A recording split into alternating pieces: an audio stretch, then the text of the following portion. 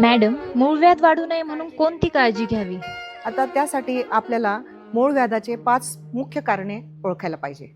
सर्वात प्रमुख कारण मूळ व्याधाचं आहे क्रोनिक कॉन्स्टिपेशन म्हणजेच बद्धकोष्ठता. शौचास साफ न होणे, कडक होणे किंवा शौचाला जोर लावणे ह्याच्याने शौचाच्या जागेवरचे किंवा गुदद्वारावरचे नसा फुगतात व त्याच्यावर दबाव येऊन मूळव्याध होतात.